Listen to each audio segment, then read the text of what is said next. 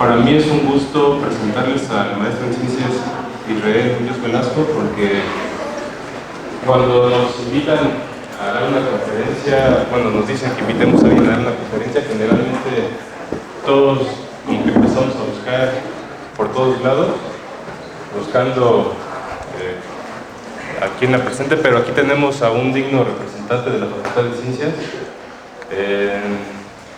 Está en un grupo que trabaja en el origen de la vida y bueno, voy a presentarlo.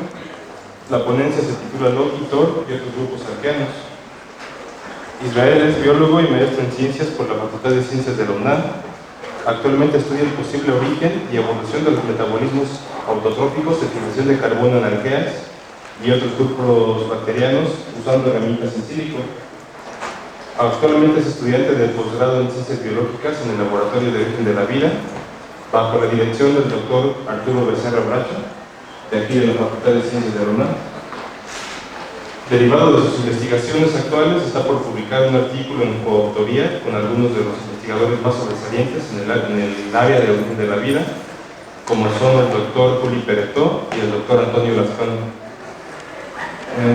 Se ha desempeñado en diversas áreas de la biología, incidiendo desde la parte experimental, con trabajos que hacen uso de la microscopía electrónica, hasta la realización de estudios bibliométricos, especializados enfocados al manejo de literatura científica. Aún siendo estudiante de licenciatura, participó como profesor de diversos cursos de manejo de información bibliográfica y literatura científica. Sus investigaciones le han permitido también participar como ponente en diversos congresos de carácter nacional e internacional, entre los que destacan el Congreso Internacional de Biología del Desarrollo en Cancún, México, el Congreso Internacional sobre el Origen de la Vida en San Diego, California, y bueno, todos están en inglés, pero los estoy traduciendo, tal vez malamente, y la Conferencia Internacional sobre el Origen de la Vida, la Conferencia de Astrobiología en Atlanta, Georgia, Estados Unidos, y también, bueno, su trayectoria científica le permitió realizar una estancia de investigación en el grupo de genética evolutiva, en el grupo del doctor Juli Peretó, en Valencia, España. Además, bueno, también hay que resaltar que es coautor de algunos capítulos de libros, así como artículos científicos en importantes revistas arbitradas, especializadas en el área de estudio. Y también es miembro de la Sociedad Internacional sobre el Estudio del Origen de la Vida. Bueno, un aplauso para el maestro. Gracias.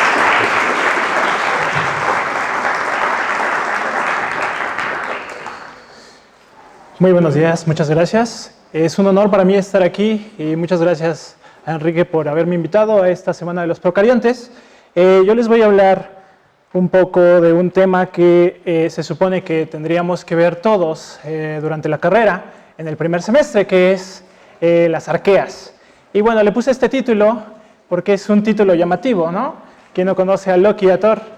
¿No? Y a los asgardianos, a los dioses asgardianos. Entonces, es por eso que le puse ese título. Y vamos a hablar de Loki y de Thor, pero no vamos a hablar de Loki y Thor de los cómics, sino vamos a hablar de los arqueanos.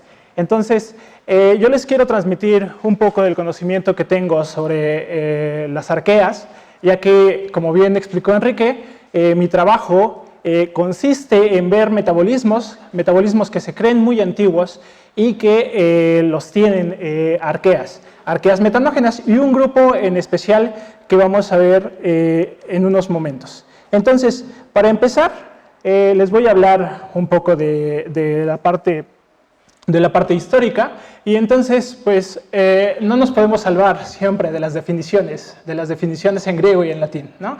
Entonces, a este grupo, que como veremos en una diapositiva más adelante, se le denomina el grupo arquea, y esto viene del latín, arcaia, que significa las antiguas. Y esta tiene una cuestión histórica, ya que se pensaba que este grupo de organismos era de los más antiguos, tal vez de los primeros organismos en surgir cuando se originó la vida y, por tanto, de los primeros metabolismos que pudieron haber aparecido. Entonces, nosotros, si revisamos la parte histórica, es imposible ver los trabajos clásicos, como lo son el trabajo de Carl Woese y de George Fox, que en el 77 simplemente lanzan la idea de que los organismos no pueden ser divididos dicotómicamente. Estamos acostumbrados, como biólogos, a dividir a los seres vivos de manera dicotómica, ¿no? Desde que entramos a la carrera empezamos a ver que los organismos se dividen en diferentes grupos y, bueno, cuando no sabemos mucho, los podemos dividir en animales o plantas. Muy antiguamente se dividían en seres vivos, seres no vivos, o ser vivo, roca, ¿no? Entonces, en esta época, más o menos por 1970, la división que se tenía nada más era en organismos con núcleo y organismos sin núcleo. Los organismos con núcleo verdadero o eucariontes y los organismos sin núcleo o procariontes.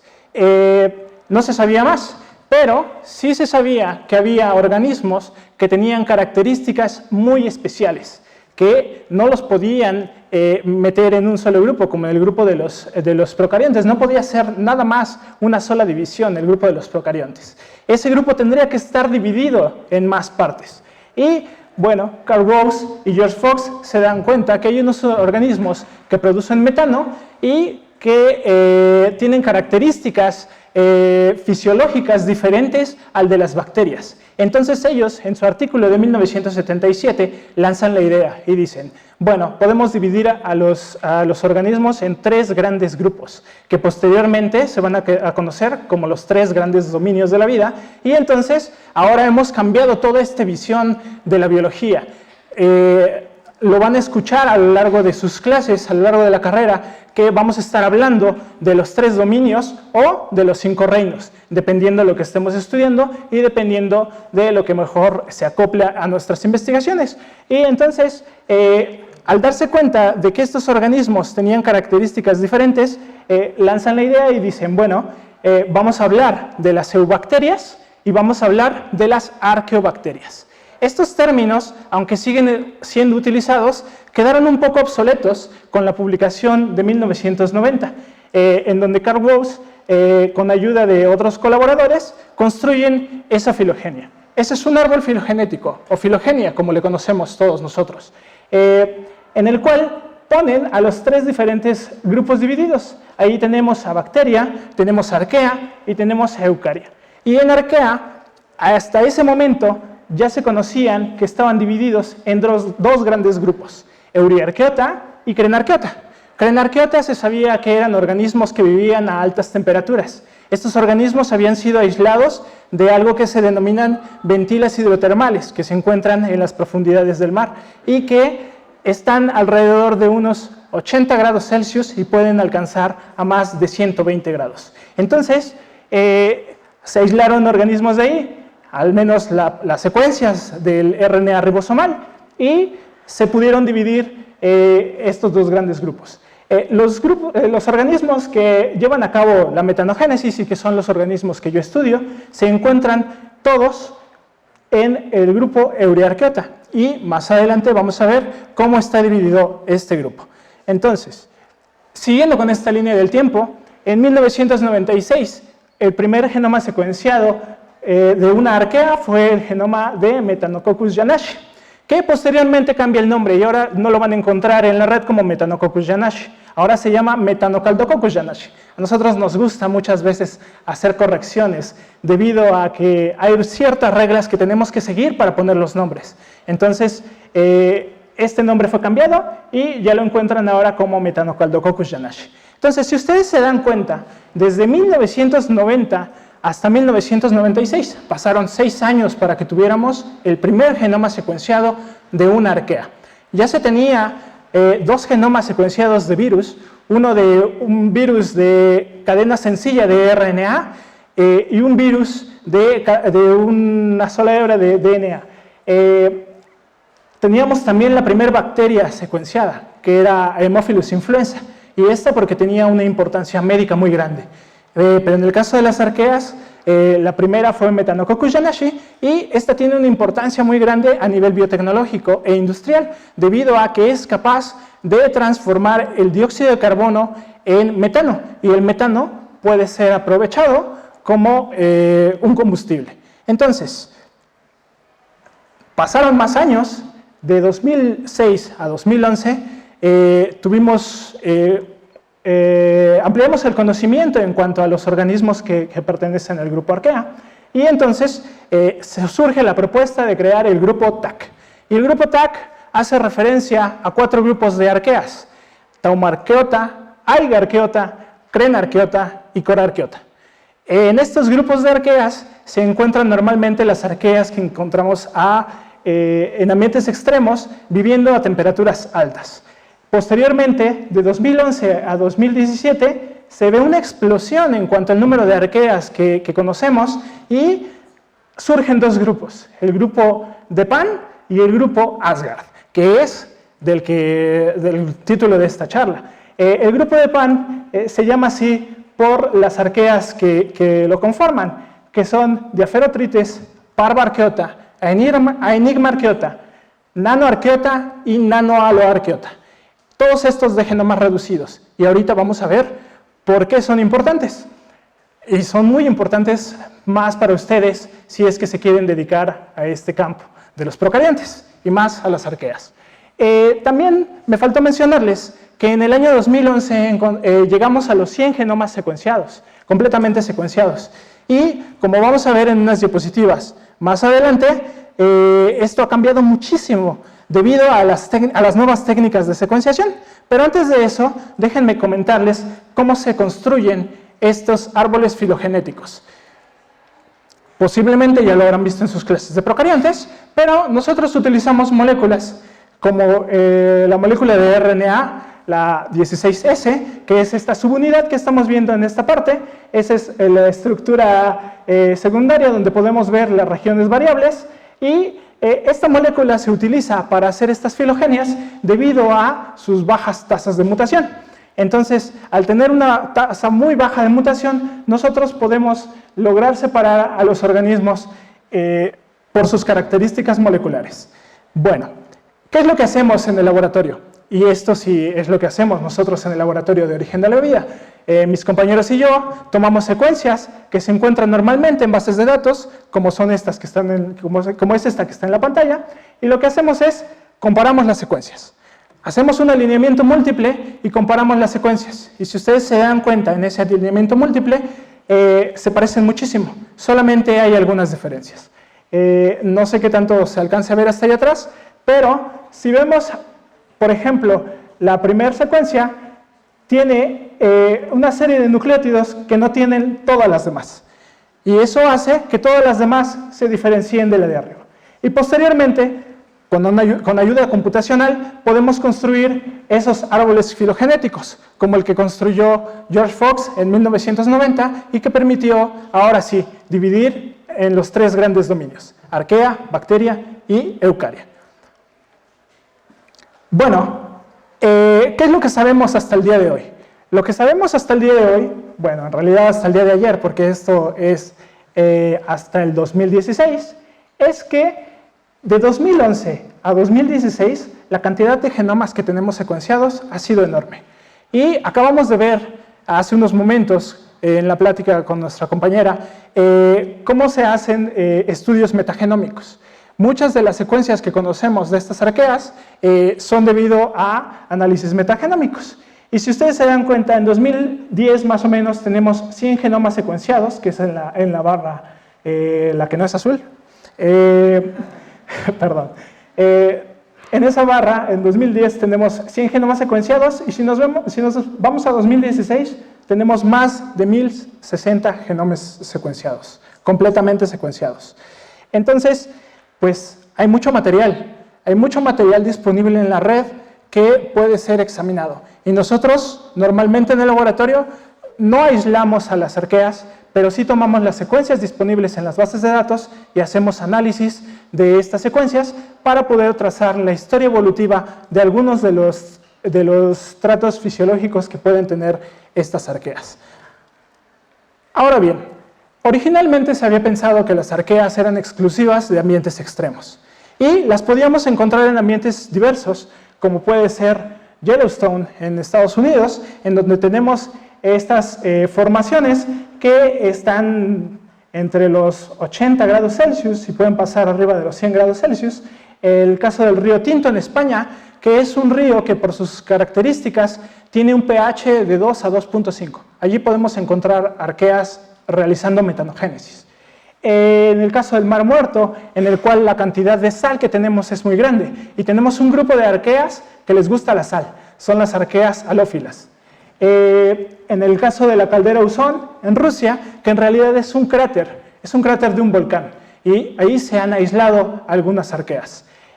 También en el caso de la Antártida, entonces también tenemos organismos que les gusta el frío en las arqueas.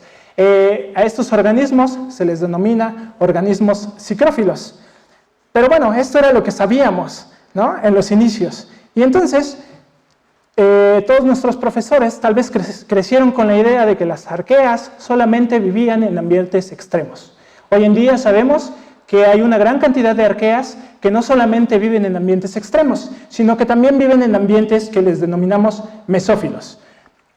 Ese tipo de ambientes pueden ser muy variables, desde la placa dental o las encías. En nosotros mismos tenemos arqueas metanógenas, en el tracto digestivo de termitas, en el tracto digestivo de algunos rumiantes, como lo pueden ser las vacas, y ahora sabemos que esas arqueas les ayudan a digerir ciertos compuestos que no podrían hacerlo si no estuvieran presentes.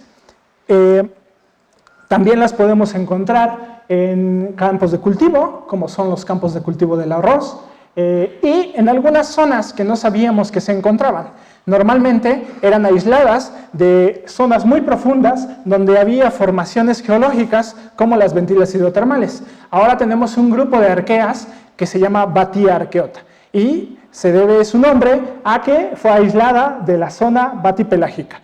Entonces, es debido a que fue aislada de esta zona que toma el nombre. Y más adelante vamos a ver también por qué la importancia de estas arqueas.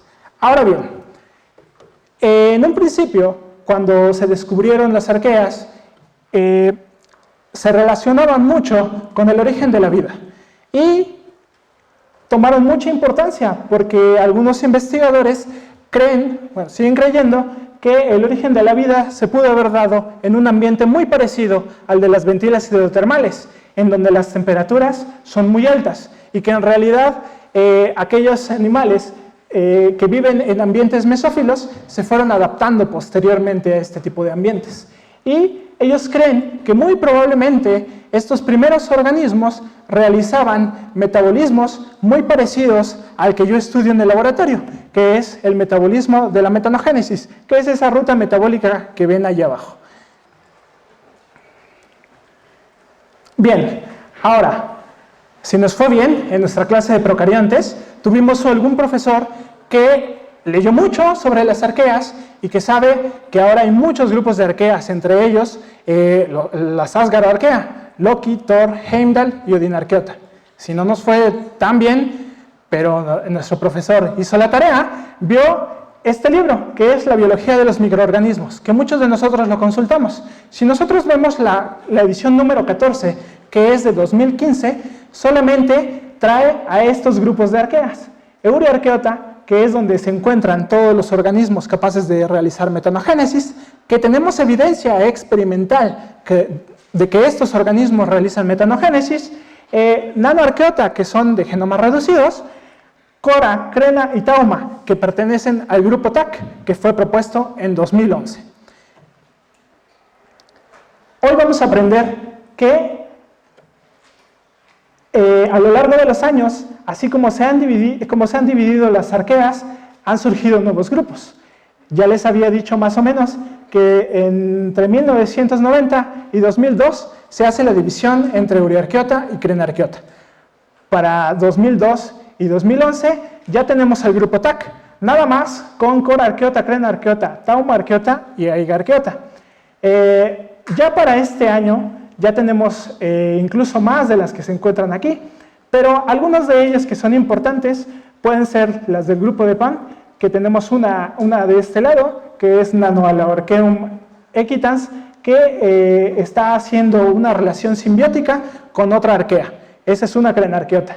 Y en realidad no sabemos mucho de estas arqueas. Simplemente se han observado en estas fotografías y no sabemos más de ellas. Entonces, para mí, este es uno de los campos que puede dar muchos frutos en un futuro cercano si alguno de ustedes decide dedicarse a esto de las arqueas. Bueno, en el caso del grupo TAC tuvimos algunos cambios. Se incluyeron dos grupos, el grupo Verstraterkeota y el grupo Batiarkeota, que ya se los había mencionado anteriormente. Estos grupos son importantes en cuanto a la evolución de los metabolismos. Ahora vamos a ver por qué. Y Asgard lo dejo al final, porque en realidad voy a cerrar con algunas diapositivas que tienen que ver con Asgard Arquea. Muy bien. En octubre de 2015, mientras yo estaba realizando mis estudios de maestría y estaba estudiando las enzimas que realizan, que pueden llevar a cabo el proceso metabólico de la metanogénesis y que son exclusivas de Arquea y de un solo grupo de Arquea, el grupo de la Euriarqueota, salió este artículo. Este artículo en la revista Science, que salió en octubre de 2015, coloca a Verstraterkeota cerca de TAC. Y no solo eso. Este artículo dice que Verstraterkeota puede llevar a cabo metanogénesis. Perdón, les estoy hablando del de arriba y es para Batiarkeota. Puede llevar a cabo metanogénesis. Y entonces pone de cabeza al mundo de origen de la vida y al mundo del origen de los metabolismos. Porque es el primer caso que se da reportado, y no en cualquier revista, en la revista Science, de un organismo del dominio Arquea que puede hacer metanogénesis, pero que no pertenece a Euriarqueota, que está en el grupo TAC. Un año después, exactamente un año después, en octubre de 2016, surge este artículo, nada más y nada menos que Nature, en donde presentan a Verstraterkeota, que también en las filogenias basadas en 16S sale en el grupo TAC, y que también proponen que llevan a cabo metanogénesis y un tipo de metanogénesis específico. Entonces, nosotros lo que hacemos en el laboratorio es revisar la historia evolutiva del grupo de las arqueas y revisar cómo se distribuye este metabolismo que nos interesa, el metabolismo de la producción de metano. Y entonces, si ustedes se dan cuenta, del lado izquierdo tenemos una filogenia de lo que sabíamos más o menos hasta el año 2005, en donde sí ya tenemos conocimiento del grupo TAC, pero no tenemos estos nuevos grupos, como son Batiarkeota y Verstraterkeota. Esa filogenia que está del lado derecho, la filogenia marcada ahí con la B, ya tenemos conocimiento del grupo Batiarkeota y Verstraterkeota. Y los que están marcados en color rojo son aquellos que llevan a cabo la metanogénesis. Entonces surge algo muy raro. En 2005 sabíamos que de este lado, los que están marcados como clase 1 y clase 2 son Euriarqueota, ahí está el nombre. Y que solamente tenemos organismos que llevan a cabo metanogénesis dentro de este grupo. Posteriormente, con el surgimiento de Batiarkeota y Verstraterkeota, tenemos a estos ubicados en el grupo TAC y que muy probablemente llevan a cabo el metabolismo de metanogénesis. Y este fenómeno es muy interesante porque lo que hace es que parte a Euriarqueota en dos grandes grupos. Hace aproximadamente 2 años vino al Colegio Nacional la investigadora que realizó, una de las investigadoras que realizó este artículo, la doctora Simonetta Gribaldo, y tuve la oportunidad de preguntarle por qué había dividido a Euriarqueota en dos grupos. En realidad esto es un artefacto. Esta figura no es una filogenia como tal. Esta figura simplemente sirve para representar lo que podría ser el lugar de TAC, dividiendo de manera no natural a Euriarqueota en dos grupos. Esto realmente no sucede. Si nosotros hacemos una filogenia basada en RNA ribosomal 16S o basada en algunas enzimas conservadas de la metanogénesis, no nos saldría así. Nos saldría más parecido a la visión que teníamos en 2005, nada más que con los nuevos grupos de Arquea. Y eso fue lo que hicimos. Nosotros analizamos cada una de las rutas metabólicas de la metanogénesis. No me voy a detener mucho a explicarles esto, pero son 3 grandes rutas, divididas en A, B y C. La primera nosotros le llamamos la metanogénesis hidrogenotrófica.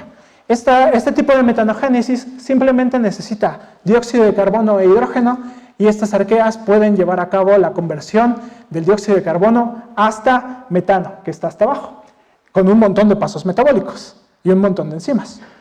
En el caso de la metanogénesis acetoclástica, nosotros podemos tomar, bueno, las arqueas pueden tomar acetato y llevarla hasta metano.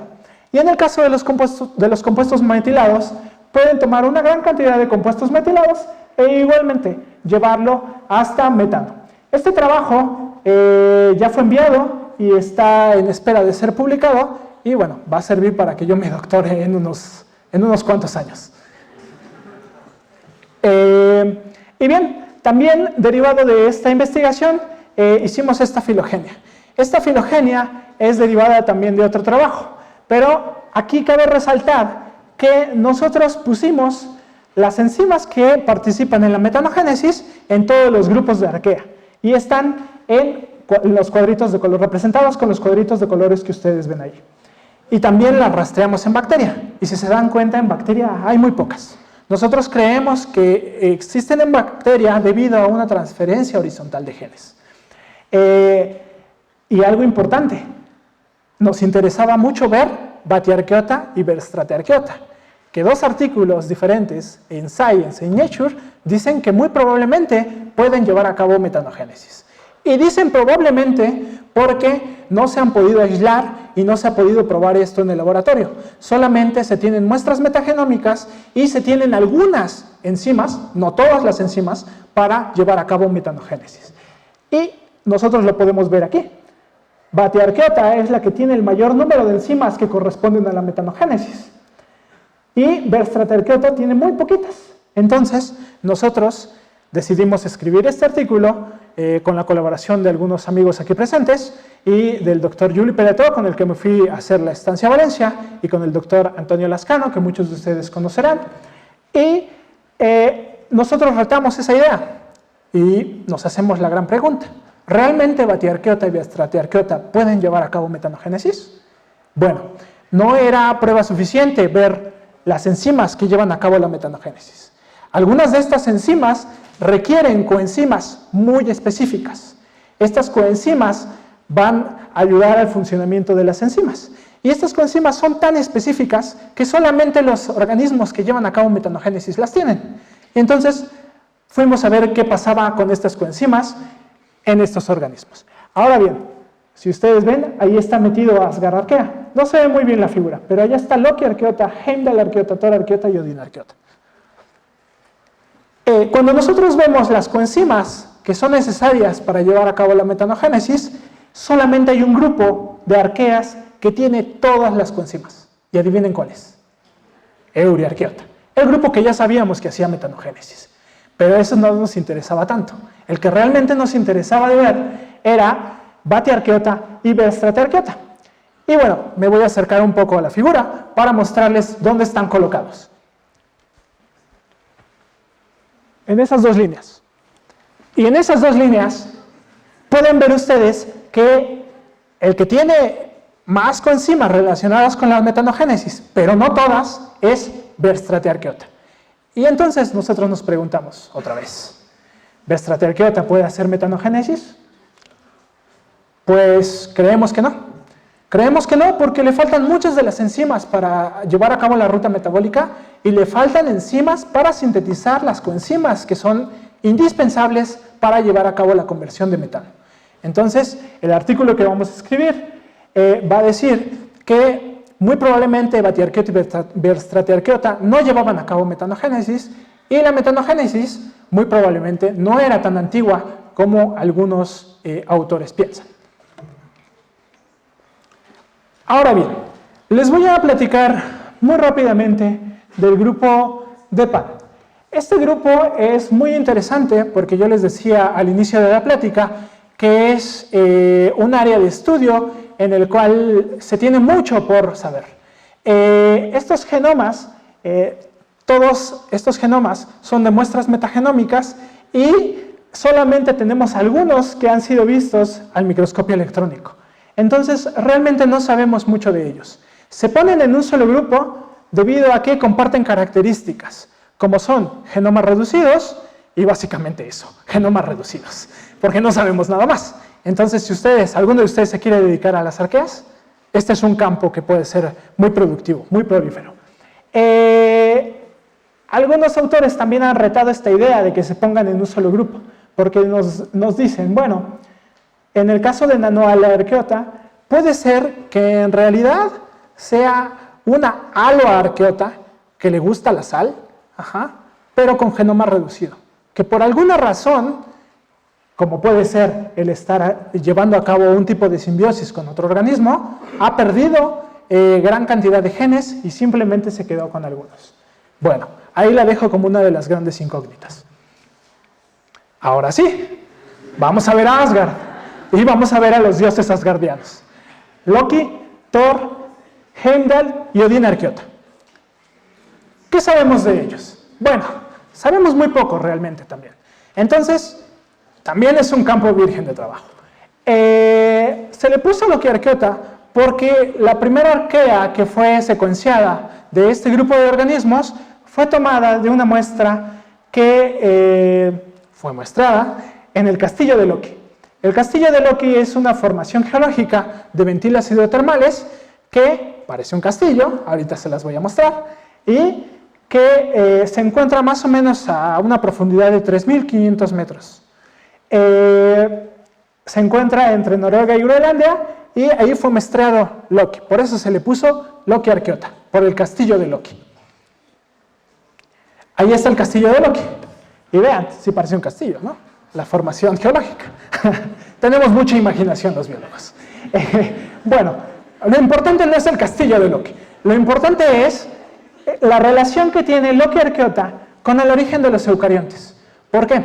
Porque Loki Arqueota, y en realidad todos los Asgard Arqueota, comparten características que no tienen ningún otro organismo, ni dentro de las arqueas, ni en las bacterias, que sí tienen Loki Arqueota con los eucariontes. Y ahí lo podemos ver en esos circulitos de colores. Si ustedes se dan cuenta, todas esas moléculas, que algunas son proteínas ribosomales, algunas son proteínas que participan en el proceso de tráfico de vesículas, otras son proteínas que participan en la señalización, por ejemplo, señalizaciones de ubiquitinación para el marcado de proteínas. Estas se encuentran compartidas solamente con Loki Arqueota y Euryarqueota. Y entonces hay algunos autores muy optimistas que creen que ahí tenemos el link perdido entre arquea y eucaria, y que muy probablemente organismos muy parecidos a Loki Arqueota dieron origen a los eucariontes. En realidad lo que vemos hoy en día es que Loki Arqueota es un grupo hermano de Eucaria y que comparte características que no tienen las otras arqueas. Trabajos más refinados como este han podido ver no solamente a Loki, sino también a Thor, a Odín y a Heimdall. Y como pueden ver en esta figura, también con circulitos, los circulitos significan la presencia de estas enzimas o de estas proteínas que se encuentran abajo y que comparten con Eucaria, pero que todos los demás grupos de arquea no tienen. Es por eso que se les ha relacionado mucho con el origen de los eucariontes. ¿Pero qué sabemos más de ellos? Pues hasta el momento nada. Este artículo es de 2016 y uno de los artículos más recientes que tenemos es del año pasado. Y finalmente, en la última figura, les voy a mostrar este artículo que salió este año, 2018, que nos muestra la gran cantidad de arqueas de las cuales tenemos conocimiento hasta el día de hoy, y que muchas de ellas no sabemos en qué procesos metabólicos están participando, no sabemos con quién están conviviendo, no sabemos con quién están viviendo, pero también para el caso de las bacterias tenemos grandes incógnitas. Ese grande recuadro que está ahí en líneas punteadas es lo que se llama CPR o Candidate Filler Radiation. Ese Candidate Filler Radiation, que es del grupo de las bacterias, no sabemos absolutamente nada. De todos esos organismos no sabemos nada, sabemos que existen. Fueron obtenidos de muestras metagenómicas, pero no sabemos qué están haciendo ahí. ¿Sale? Y en el caso de las arqueas, el grupo de Pan es muy interesante, porque también sabemos muy poco. Y del grupo de Asgard Arkea. ¿Quién sabe? ¿Qué tal el día de mañana ustedes le ponen otro nombre de un dios nórdico a una Arkea que descubran? No lo sabemos. Esos de ahí pueden ser algunos de ustedes. Estos son los retos para nuestros futuros investigadores.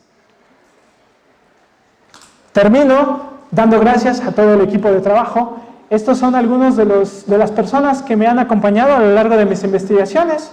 En el caso de la doctora María Colín, que está abajo, y en el caso del doctor Luis Delaye, fueron mis tutores de maestría. En el caso del doctor Luis David Alcaraz y la doctora María Colín, mis tutores de doctorado ahora. Julie Peretó, que está de este lado, y Carlos García Ferris, que me aceptaron muy amablemente en la Universidad de Valencia. En el caso del doctor Antonio Lascano y especialmente el doctor Arturo Becerra, quien me aceptó en su laboratorio. Y en el caso del maestro en ciencias, Ricardo Hernández Morales, que también participa en nuestras investigaciones y es coautor de nuestra publicación. Finalmente, gracias a todos mis compañeros. Sin ellos esto no sería posible. Muchas gracias.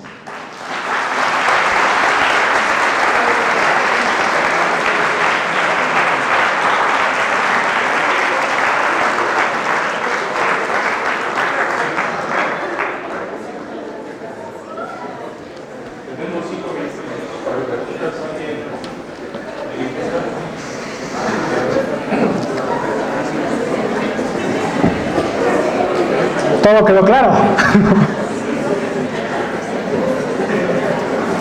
¿O quedaron tantas incógnitas que tienen miedo de preguntar?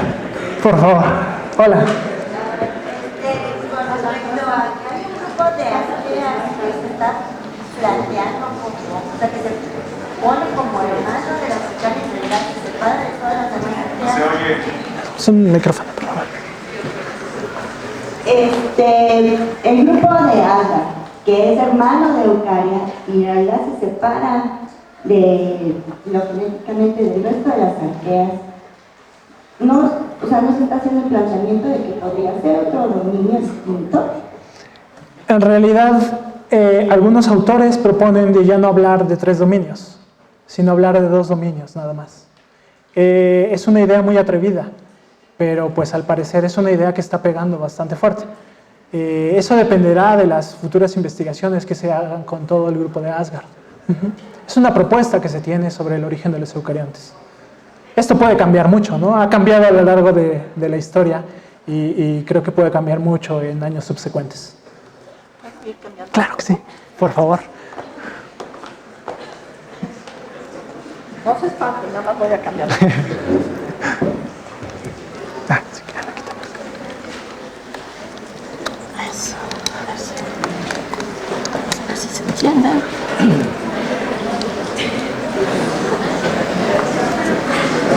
Y pues muchas gracias entonces. Perdón. Buenas tardes. ¿Qué tal? Buenas tardes. Gracias por tu fabulosa presentación. Muchas gracias. Nada más una pregunta. A lo mejor es porque no he avanzado mucho y no sé. ¿Cómo lograron obtener estas muestras a tanta profundidad en el castillo de Loki? Es una pregunta interesante. Lo que sé poco, es que literalmente se meten a estas profundidades con submarinos y toman muestras. Hay un grupo japonés que ahorita tiene muchísimo dinero para hacer este tipo de investigaciones, el ELSI en Japón. Si tú lo buscas así en Google, ELSI en Japón, este grupo tiene, en realidad es un centro de investigación que está, hay muchos grupos de investigación ahí. Uno de ellos que se dedica a buscar virus en arqueas, tiene un montón de dinero para hacer este tipo de investigaciones. Y les dieron un submarino de esos pequeñitos donde se mete una persona para muestrear a grandes profundidades. La persona que está a tu lado izquierdo te puede decir más sobre eso.